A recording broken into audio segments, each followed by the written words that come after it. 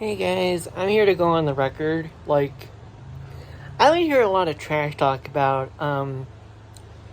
Ironheart the series, and I think Riri Williams and Ironheart was the best part of Black Panther: Wakanda Forever. Which, by the way, I think that director Ryan Coogler did a fabulous job at handling how to cope with an actor who passed away versus just recasting the whole cast and making him look from a different actor. I thought they really set up a nostalgic way to say, hey, the actor's dead, the Black Panther is dead, so now we're going to reboot it. Which, I don't know if you all see the mid-credit scene, but that was beautiful. That was well done. I say hands on to the clap for Ryan Coogler. So, when I saw the Ironheart series, I was really excited for it. I wasn't super excited. I did have concerns, with the marketing. I think the marketing strategy with her being a college student and her being not a tech genius, but she used her plagiarism money,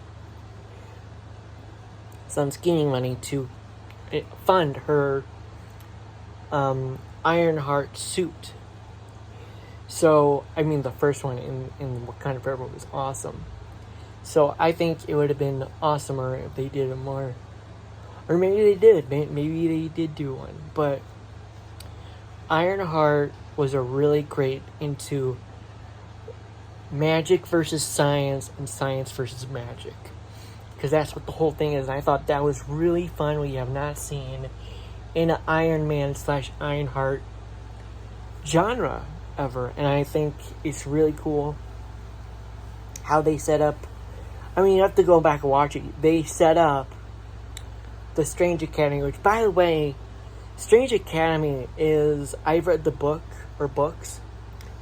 I love the series. I thought it was a great tactic tackling Strange Academy and school drama of kids who are full of magic. The whole magic versus science was the whole genre of the show. It was... And I loved how they set up the hood. I think that actor does a fabulous job. I think his name is Anthony Ramos. Anthony Ramos? I forget his full name, but he's a really good actor. I loved him in Transformers Rise of the Beasts. I'm so mad that it bombed. I'm so mad also that it could have done better if it came out in 4th of July weekend. With him being his character being a down in luck, wrongfully discharged soldier, U.S. Marine soldier. And I thought that was a really great movie. I thought it was the best movie out of all the other Michael Bay franchises. Steven Dangler did a really great job. The director of Transformers Rise of the Beast, I thought he did a fantastic job. He also, though, bringing a sequel to the Bumblebee movie, which is I loved that movie. That was an excellent cool of Iron Giant meets E.T. movie. So yeah, I think that there's a lot of respect that I do not think some of these movies that I love and TV shows that I loved are getting the respect they deserve. They should have, or the marketing they should have deserved. And I think Ironheart was one of them. I think it should have come out in August or September mainly, or end of September, and then the season finale beginning in October, because there's a science versus magic. So, and with her being a college curricular student in MIT, who is this kid who creates her own iron suit in a college degree class that Tony Stark created, which I thought that was really cool too. that they did that. I think they should have had her in the audience in like a flashback of the Captain America Civil War scene with Iron Man, giving all their curricular funds.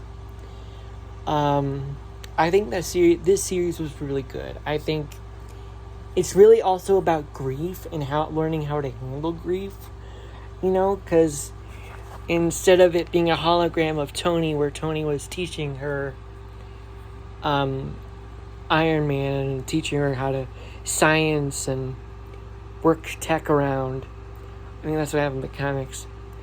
She got this friend who passed away, sadly, from, I think, a school shooting or gang violence. And, her stepdad passed away. I think that there's a lot of greatness that they handled with grief in the story. Grief is such a hard topic to tackle, and yet a lot of the Spider-Man movies have also tackled that greatly as well. Especially the new one, Spider-Man Into and Across the Spider-Verse. Great movies, great trilogy. I know it's going to come into full play in the next Spider-Man Marvel movie, whatever.